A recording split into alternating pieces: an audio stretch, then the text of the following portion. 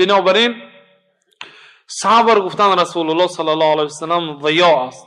این صبر بسیار چیزی بزرگ است. صبر در همه عبادت ها و در همه از گناه ها بازداشتن، به مشقت های حیات پیغمبران عذاب کشیدن. حتی گفتند که متى نصر الله، این یاری خدا کی می آمده باشد؟ گفتند الا ان نصر الله قریب.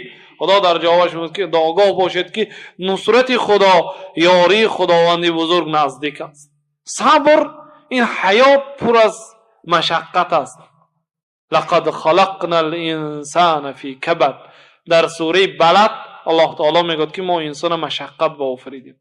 دنیا بسیار مشقتاش زیاد.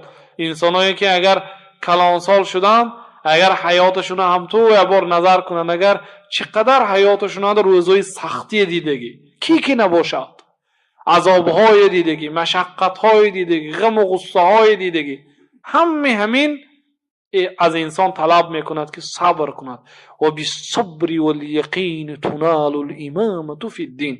شیخ الاسلام رحمت الله علیه میگه صبر و یقین کتی انسان دین به امام میشد. آن امام هایی که گذشتن، امام بخاری و امام اعظم و امام مالک و شافعی و احمد و شیخ الاسلام و ابن القیم و دیگر عالم هایی که گذشتن امام بودند. امام پیشوا معناش. ما امام گفته امام مسجد میفهمیم امام یک گروه خرد به امام، لیکن آنها گذشته رفتن امام هستند، پیشوا هستند، در کدام یک گوشه کنار دنیا هستند، لیکن به تمام مسلمانان امام هستند. امام میگن که امامتی با صبر یافته میشد. بسیار مشقت است. حفظ قرآن مشقت. کدام انسان اگر باور نکند گیرد قرآن کریم کنی 3 خط اگر قرآن ازیاد کند چقدر اخبار ازیاد میکند. بعد این وقتی که این قرآنی که عبارت از 30 جزء است این از خود میکند، بعد اینکه یک پاره ازیاد کرد پاره نو بگذشت پاره دیننگه ازیاد میبراید، باید وی تکرار کردن لازم. غیر این قاره ازیاد کفایه نه، باید معنی ندانستن در کار. بعد از این عمل کردن لازم.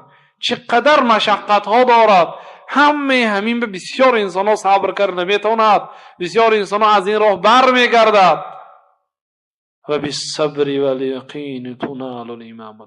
همین صبر و یقین، امر خدا، یاری خدا، نصرت خدا، عزت پروردگار به کدام آدم یقین باوری سخت داشته باشد، ان همین حالتان اینها دین به امام میشه، پیشوا میشه. بسیار مشقت.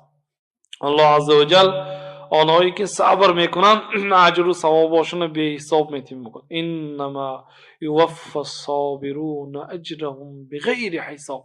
البته آدمهایی که صبر میکنن در این حیات دنیا اجر و ثوابشون به حساب و کتاب میگیرن. میگه به حساب و کتاب. از الحمدلله که سبحان الله اجرش گفتیم که بین زمین و آسمان است، لیکن اجر صبر حساب و کتاب ندارد. این حسابش بوده است. 500 سالینه راه است بین زمین و آسمان. یا الحمدلله خودش ترازوی پر میکند، لیکن این صبر یعنی حساب و کتاب ندارد. پیامبر صلی الله علیه و سلم گفتن که یگان بنده یگان نعمت مکمل و نعمت بزرگ داده نشده است مثل نعمت صبر.